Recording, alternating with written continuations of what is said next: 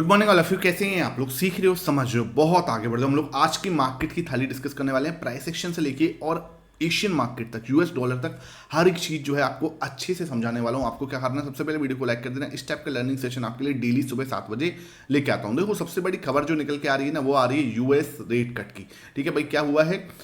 America के central bank federal reserve ने क्या करा है, 0.25 बेसिस पे क्या कर दिया है, 25 बेसिस पॉइंट से कटौती कर दी है। ठीक है, अब इंटरेस्ट रेट जो है वो 4 से 4.25% बेंचमार्क पे दर आ जाएगी। ठीक है, तो इससे क्या होगा, बहुत अच्छा इफेक्ट जो है देखने को मिल सकता है इंडियन और यूएस मार्केट के अंदर। ठीक है, अब देखो भाई, यहाँ पे आप देखो गिफ्ट निफ्टी अगर मैं यहाँ पे ओपन करके देख रहा हूँ तो गिफ्ट निफ्टी मुझे अभी 70 पॉइंट के आसपास का गैप अप ओपन होते हुए दिख रहा है। ठीक है, कि हाँ, मतलब यहाँ से मुझे 70 पॉइंट के आसपास का गैप अप जो है मार्केट अपना हो सकता है।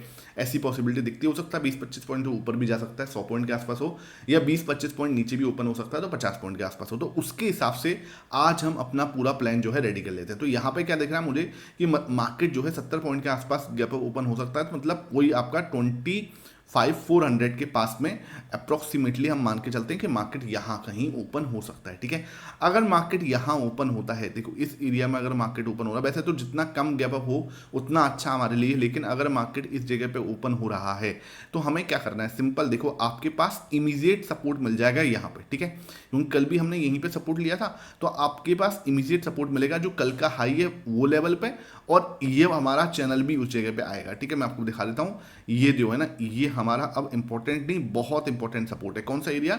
25,350, ध्यान रखना। ठीक है, 25,345, ये जो लेवल है ना, ये अब हमारे लिए बहुत ही इमीडिएट सपोर्ट का काम करेगा, जो कि कल का हाई भी रहा है। इसने हमने बहुत कोशिश की, ब्रेक नहीं कर पाए। ठीक है, और अब क्या है कि यहाँ पे ओपन होते हैं तो फिर हमारे पास चैनल का सपोर्ट भी रहेगा। तो मार्केट क्या कर सकती है, थोड़ा टाइम इस वाली रेंज के अंदर बिता सकती है। अगर ओपन होती है थोड़ा सा टाइम इस वाली रेंज के अंदर, जो हमारा ये जो सपोर्ट है ना, ये हॉरिजॉन्टल, ये हमारा चैनल का सपोर्ट है। ठीक है, जहाँ पे पहले ये रेजिस्टेंस था, अब ये सपोर्ट बना है। ठीक है, कल भी हमने इधर से ही ऊपर की साइड गए थे। तो अब क्या कर सकते हैं, कुछ टाइम इस वाले जोन में हम क्रिएट कर सकते हैं, कुछ टाइम हम इस वाले जोन में रह सकते हैं। फिर जैसे ही अपना हाई निकालेगा मार्केट, ठीक है, जैसे ही अपना हाई निकाले, देखो पहले क्या होगा, जैसे ही मार्केट गैप ओपन हुआ, बहुत हाई चांस है कि हम वापस से अपने सपोर्ट के पास में भागते हुए जाएं। ठीक है, अगर सपोर्ट के पास में भागते हुए जाते हैं, फिर हमारे लिए हाई जो है हमारा एक इंपॉर्टेंट रजिस्टेंस हो जाएगा। फिर उसके बाद जैसे ही मार्केट हाई निकालता है, वीकेंड इंटरेस्ट है, हम वहाँ पे इंटरेस्ट हो सकते हैं छोटे से स्टॉप लॉस के साथ। मार्केट आपका 25,500 के लिए दर्शन करने जा सकता है आज ही।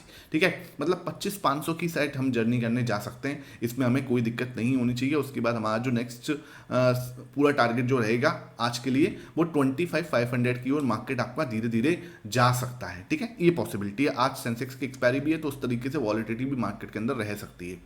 एक चीज क्या है कि मार्केट अगर यहाँ पे ओपन होता है, उसके बाद मार्केट यहाँ पे थोड़ा सा टाइम स्पेंड करता है, और अगर वो ब्रेक डाउन करने की कोशिश करता है, मान के चलो यहाँ पे, तो आपको ब्रेक डाउन पे एक चीज बिल्कुल ध्यान रखनी है, बहुत जल्दी मतलब बहुत जल्दी एक्साइटेड मत होना। नीचे ही आपको सपोर्ट मिल जाएगा। ठीक है, इधर आपको अगेन सपोर्ट मिलेगा जो कल का हाई है उसका। ठीक है, तो कल का हाई 25,345 के पास आपको अगेन इधर सपोर्ट मिल जाएगा। तो इस बात का बिल्कुल आपको ध्यान रखना है, इसको हमें मान के चलना है कि हमारा इंपॉर्टेंट सपोर्ट है। ठीक है, तो इसको देखना है कि भाई कैसे ब्रेकडाउन देता है। अगर वो एक साथ इन दोनों को ब्रेकडाउन दे देता है, जो कि बहुत मुश्किल रहेगा इसके लिए, प्राइस के लिए, लेकिन अगर ऐसा दिखता है आपको कि भाई ये भी ब्रेकडाउन हो रहा है, चैनल का सपोर्ट भी और कल का हाई का सपोर्ट भी ब्रेकडाउन हो रहा है, तो मार्केट के लिए जो सपोर्ट बनेगा फिर यहाँ पर मिलेगा 25,300 पर। ठीक है, 300 हमारे लिए अल्टीमेट सपोर्ट रहेगा। क्यों सर? क्योंकि कल इसके अंदर ओआई भी बहुत ज़्यादा इंक्रीज हुआ है 25,300 के पुट में, तो ये लोग इसको कहीं ना कहीं डिफेंड करने की पूरी पूरी कोशिश करते हुए नजर आएंगे। लेकिन एक जो प्रॉब्लम मुझे लगती है वो ये है, पुट कॉल रेशियो ऑलमोस्ट 1.10 पे है। ठीक है, मैं मानता हूं कि अभी तो न्यूट्रल है, लेकिन मार्केट अगर गैप अप ओपन होता है तो थोड़ा सा ऊपर नीचे हो सकता है, मतलब कि ये 1.3 की रेंज में जा सकता है। ठीक है, अगर ये 1.3 की रेंज में जाता है तो मार्केट को ऊपर जाने में थोड़ी सी तकलीफ होगी, बिकॉज क्या, पुट ऑलरेडी जो है ना, पुट जो है ऑलरेडी बहुत ज़्यादा सेल हो रखे हैं कॉल्स के मतलब सामने। ठीक है, तो ये क्या है कि क्लियरली मार्केट के अंदर ना झुकाव दिख रहा है एक साइड पर, पुट को सेल करने में लोग ज़्यादा कंफर्टेबल है इंस्टीड ऑफ कॉल। तो इधर है ना, एक बार को आपको झटका दे सकता है, लेकिन झटके में आपको दिमाग लगाना है कि जब तक हम ये लेवल नहीं ब्रेक करते, ध्यान रखना, इस लेवल को अच्छे से ब्रेक नहीं करते तब तक हम नीचे की साइड से दिमाग ना लगाएं, बिकॉज मार्केट का जो ट्रेंड है वो क्लियरली अप ट्रेंड है, ठीक है। तो कोशिश करना कि नीचे का ट्रेड जो है वो आप अवॉइड करो, क्योंकि क्या है कि भाई ये जो है ना ये प्रॉब्लम कर सकता है, लेकिन जाएगा नीचे तक तो यहाँ पे हमें बहुत अल्टीमेट सपोर्ट मिलेगा 24,300 पे, ठीक है। और ऊपर की साइड में क्या सीन है, ऊपर की साइड में ये है कि अगर हमारा ये हाई निकलेगा आज का, अगर वो नीचे जाता है, उसके बाद अगर हमारा नीचे आके हाई निकालता है आज का, तो हमारे लिए 25,500 जो है बहुत आराम से हम अचीव कर सकते हैं। लेकिन 25,500 पे भी अच्छा खासा हुआ ही है, तो ये भी फिर बाद में जाके हमारे लिए तकलीफ बनेगा। 500 तक की जर्नी तो चलो हो सकती है, लेकिन 500 को ब्रेक करे उसकी संभावना थोड़ी सी कम दिखती है। तो ये मेरा आज के लिए प्लान रहेगा। आपको जो भी पसंद आता है उसको जरूर लाइक कर लेना। अभी तक आपने टेलीग्राम नहीं ज्वाइन किया हुआ ना, तो लिंक आपको डिस्क्रिप्शन बॉक्स में मिल जाएगा, लिंक उसको, उससे क्या है आपको बिल्कुल समझ में आएगा कि कौन सा पैटर्न बनना है, कौन सा चार्ट पैटर्न बनना है, कहाँ पे सपोर्ट है, कहाँ रेजिस्टेंस है, कहाँ पे चैनल बनना है, हर चीज यहाँ पे मैं आपको अपडेट दे देता हूँ, ठीक है सर। फेड रेट का भाई ठीक है, अच्छी बात है, पॉजिटिव दिख रहा है, कहीं को टेंशन नहीं। डाउ जोन्स में क्या दिख रहा है, डाउ जोन्स जो है आपका 0.57% से ऊपर है, तो ये अच्छा है भाई, अच्छा डाउ जोन्स ऊपर मंद हुआ है। नेस्डेक की बात करें तो नेस्डेक में हल्की सी नरमी है 0.33% की, तो ओके है, कोई दिक्कत वाली बात नहीं। यूएस जो है डॉलर हमारा वो भाई मतलब क्या है, अब हमारा रुपया मजबूत होता हुआ दिख रहा है 87.89, बहुत टाइम बाद, मतलब जैसे बोलते हैं ना कि कितने दिनों बाद हम जो है इस वाले लो पे आए हैं। भाई हमारा रुपया धीरे धीरे कमजोर होता हुआ, सॉरी रुपया हमारा धीरे धीरे मजबूत होता हुआ दिख रहा है, तो 87.89 पे हम आए हैं, बहुत अच्छी चीज़ दिख रही है, ठीक है। क्रूड ऑयल अपना 67.69 पे है, ये थोड़ा सा परेशान करने वाला है, और ये क्या परेशानी दे रहा है हमें कि भाई अब ना धीरे धीरे कच्चा तेल जो है वो महंगा होता हुआ दिख रहा है। तो ठीक है भाई, ये है 66 के ऊपर है, तो ये नेगेटिव है हमारे लिए बिल्कुल ही। गोल्ड की बात करें तो गोल्ड भाई हल्का सा 0.65% से, थोड़ा गोल्ड और सिल्वर में अंदर जो है अब धीरे धीरे थोड़ी सी दिख रही है, कल सिल्वर भी अच्छा खासा टूटा था, तो 0.63% जो है आज भी गोल्ड जो है यहाँ पे वीक दिख रहा है। सिल्वर की बात करूँ तो सिल्वर भी हमारा 0.31% जो है वो आपके सामने वीक दिख रहा है। तो गोल्ड और सिल्वर थोड़े से अब यहाँ पे कमजोर होते हुए दिख रहे हैं। अब तो भैया ऑब्वियस सी बात है, एक जगह पे जब इतना भाग चुके हैं ना, तो अब हो सकता है कि इक्विटी मार्केट का यहाँ पे नंबर लगे, ठीक है।